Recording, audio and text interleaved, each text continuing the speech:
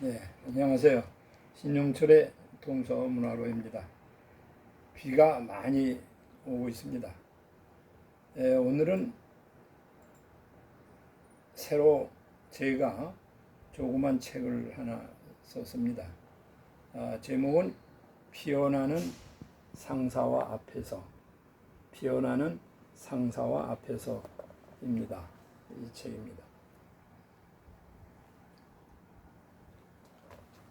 여러분들이 상사화라는 꽃을 아마 거의 잘 아실 겁니다. 하나 특이한 것은 이른 봄에 싹이 나와서 아주 잘 크다가 6월 중순쯤 되면 다 죽어버립니다. 그래서 처음에 저는 이 꽃이 다 죽은 줄 알았는데 7월 말이나 8월 초가 되면 대만 올라와서 그 위에 예쁜 꽃이 핍니다. 그래서 아마 줄기, 잎들과 상관없이 꽃이 핀다. 그래서 상사화라고 이름을 붙인 것 같습니다. 다른 말로 피안화라고도 한다고 합니다.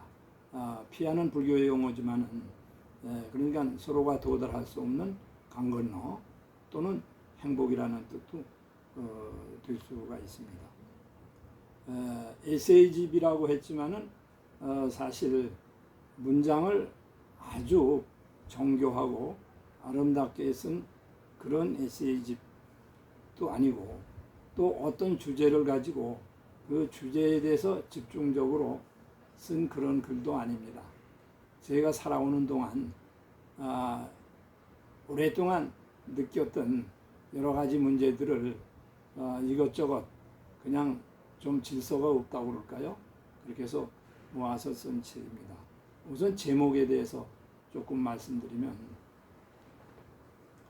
아까 꽃을 말씀드렸는데 이 꽃을 보면서 꽃이 피는 아침에 제가 꽃을 보면서 상당히 서글픈 생각을 한 적이 있습니다. 왜냐하면 제가 중학교 1학년 때 그러니까 1951년 아버님께서 한국 전쟁 중에 비참하게 제가 보는 앞에서 총상으로 세상을 떠나셨습니다. 그래서 그때가 아버님 40세였는데 그 뒤 40년 이상을 제가 더 살았고 그래서 이 꽃처럼 꽃대와 줄기와 이런 것이 없어진 것과 같은 그런 상황에서 꽃이 피어난 제 자신을 한번 비교해 본 겁니다. 그래서 상사와 같은 제 자신의 과거, 운명, 역사 이런 것을 생각해 봤는데 그러면서 또 한편 다른 생각은 어차피 우리 인생이 다 그렇지 않은가. 우리 옆에 있는 국립현충원에 있는 여러 그 묘역을 보면서도 그런 생각을 했습니다. 그분들의 삶이 우리들의 삶과 우리가 서로 모르더라도 연결이 되어 있고 또 우리를 지탱시켜 주고 있다. 그런 생각을 해봤습니다. 그리고 또 하나는 제가 공부하는 동안에 여러 가지 느낌 그런 것도 이제 배움이라는 것에 대해서 초등학교에서부터 중학교, 고등학교, 대학교 그리고 유학에 이르기까지 생각나는 몇 가지 문제들을 그냥 써보기도 했습니다. 그리고 아버님 말씀을 드렸지만 어머님은 그 뒤에 81세까지 사셨는데 그동안 혼자 저를 지탱시켜 주시고 많은 고생을 하셨지만은 그래서 어머님에 대한 글도 하나 썼습니다. 그 글은 제가 어머님께 드리는 답서라는 글을 하나 썼는데 그것은 제가 유학을 떠나던 날 언제 돌아오느냐고 말씀하셨는데 제가 도저히 대답을 할 수가 없어서 빨리 돌아오겠다고만 말씀을 드렸는데 사실 그 답을 9년이 지난 뒤에 편지를 쓰면서 이제 답을 드립니다 라고 9년 만에 이야기를 해서 지난날에 아버님과 어머님 생각을 사실은 많이 했습니다. 그동안 읽은 책들이야 뭐 여러 가지 많이 있겠지만은 제가 제일 먼저 읽어서 기억에 남는 책은 조선사화집. 우리가 이 시간에 한번 다룬 적도 있습니다. 1946년 제가 초등학교 3학년 때 읽었던 그 조선 역사를 우리말로 번역한 그 책, 그것이 저로 하여금 역사로서 인생을 살게 한 중요한 책이고, 또 전쟁 중 역시 시리에 빠져 있을 때 시장 땅바닥에서 주워서 사서 읽은 한니발전, 그러니까 알프스를 넘어서 로마를 정복하려고 나왔던 유명한 영웅 한니발전, 그런 이야기도 들어 있습니다. 평생에 사는 동안 인생이라고 하는 게 다 여행이라고 하지만은 결국 여행을 상당히 많이 해서 국내 여행, 국외 여행을 했습니다만은 그 여행 중에 해인사라든지 그 다음에 경주에 그 대왕암이 있는 감원사 이런 데 대한 여행, 그리고 강원도 강릉의 그 초당숲, 그러니까 율곡과 그 어머니 사임당이 살던 곳, 그리고 또 그 옆에는 그와 전혀 다른 성격의 위인 허균과 허난설원의 집이 있는 그런 것들도 그저 저 나름대로 생각을 해봤습니다. 또 제가 중고등학교 교사 생활을 하다가 독일에 가서 9년 이상을 공부한다고 머물렀는데 그 당시에 느낌 이야기도 몇 가지 써봤습니다. 하나는 제가 장학금을 한국을 위해서 활동한 문제로 장학금을 받게 됐을 때 내가 한국을 위해서 활동을 했는데 어떻게 독일 사람이 나에게 장학금을 주는가 하는 것으로서 삶의 가치를 일깨워줬다 하는 생각을 했고, 또 제가 한국 어린이들에게, 어린아이들에게 한글을 가르칠 때 그 개교식이라고 그럴까요? 할 때 이제 비는 쏟아지고 났는데 목련화 피어나고 아이들이 부르는 애국가를 보면서 고성에 울려 퍼진 애국가라는 생각도 해봤습니다. 또 하나는 프랑크푸르트 도서전, 2005년으로 기억이 됩니다.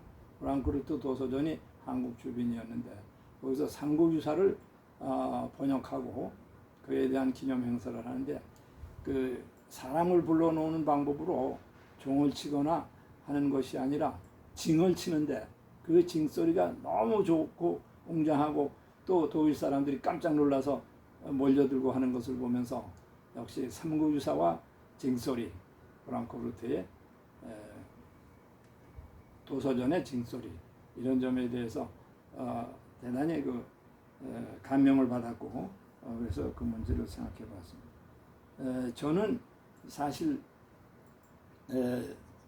아날로그 세대뿐만 아니라 어떻게 보면 등잔불 세대라는 말도 합니다. 제가 자랄 때는 등잔불도 귀해서 전기불 같은 건 생각도 못했는데 등잔불 세대가 지금 촛불 혁명까지 보면서 여러 가지 많은 생각을 하게 됩니다.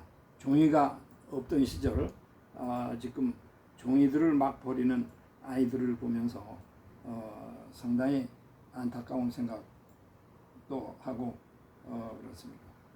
또 저는 전쟁을 늘 겪었던 38선 건조에서 나고 자랐기 때문에 그 전쟁에 대한 기록들이 많고, 지금도 꿈을 꾸면 피난 가고 중원군을 만나고 폭격을 하는 꿈들을 잊을 수가 없습니다. 그래서 그런 기록도 조금 해봤습니다. 그리고 누구나 다 살아가는 동안에 자기의 그 버릇이 있고 단점도 있습니다. 그래서 제가 살아가는데 하나의 버릇이라고 하면, 버릇보다는 참 지각을 많이 했습니다. 지각을 몇십 분, 몇 분 하는 게 아니라 몇 년, 몇십 년 지각을 했다고 할 수 있는 문제들이 많습니다. 중학교 들어갈 때 2학년으로 들어갈 수도 있는 거를 우겨서 1학년으로 갔다든지, 뭐 그 뒤에 대학을 들어가는 것도 3년이나 늦었고, 결혼하는 문제, 취업을 하는 문제, 모든 문제들이 상당히 늦었습니다. 그래서 지각에 대해서 많이 생각을 합니다. 지각을 하면 안 되고 지각을 안 하는 게 좋지만은, 그래도 나는 지각을 했기 때문에 그나마 오늘날까지 유지가 되어 왔지 않냐. 그래서 지각의 찬, 지각을 찬양한다. 그리고 저는 사는 동안에 제가 전공이라든지 우리 고향이라든지 여러 가지 문제에서 주류라고 살았다기보다는 항상 비주류로 살았습니다. 그래서 비주류로 사는 여유. 그러니까 공부를 한다면 법학을 해서 판검사가 된다든지, 또는 의학을 해서 뭐 의사가 된다든지, 또 문과 같으면 뭐 경영학을 한다든지 하는 게 아니고 역사를 하고, 또 역사 중에서도 한국사가 아니라 동양사를 하고, 동양사에서도 사상사를 하는데 사상사 중에서도 공자를 하는 게 아니라 공자를 비판하는 사람, 이런 식으로 비주류로 항상 살았는데, 그 비주류로 사는 것도 어떻게 보면 주류로 사는 것보다 더 여유가 있고 오히려 좋았다 하는 생각을 할 때가 있습니다. 그래서 아까 주로 말씀을 했지만은 저는 중학교 2학년 때 시골 땅바닥에서 먹고 파는 책을 사서, 그것이 또 서양 역사를 공부하는 첫 번째 계기가 됐다는 점, 이런 점에서 우리가 비주류적인 삶도 괜찮은 거다, 그런 생각을 하고 있습니다. 그리고 이 책에서 제가 빠질 수 없는 두 가지 문제를 말씀을 드리지 않을 수가 없습니다. 하나는 제가 아무래도 9년을 유학을 했으니까 독일에 대한 이야기들이 몇 편 있습니다. 그 다음에 독일에서부터 지금까지 정확하게 50년 동안 거의 하루도 아마 생각을 안 한 적이 없이 50년 동안 공부를 하고 있는 주제는 이타고입니다. 바로 전번에도 보였지만은 중국 사상가 이타고인데, 이타고에 대해서 반세기를 공부했다. 그래서 이타고에 대한 문제들이 아무래도 많이 있습니다. 그의 독서에 대한 얘기, 또는 초대 수필로서 나는 개였다를 써주신 서정범 선생님의 수필이라든지, 그리고 제가 우리나라 유일한 평전 공자의 천하 중국을 뒤흔든 자유인 이타고를 썼을 때 그 책의 출판 기념에 대한 이야기, 이런 것들이 있어서 수필집이라기보다 오히려 다른 의미에서 책일 수도 있지만은, 그것이 제가 삶에 있어서 한 부분이라고 생각해 봤습니다. 제 대단하지 않은 범생기라고 할까요? 그저 평범하게 살았던 이야기를 이것저것 모아서 썼다는 점에서 부끄럽지도 하지만, 또 어떻게 보면 그것이 진솔한 삶의 한 모습이라고 생각합니다. 감사합니다.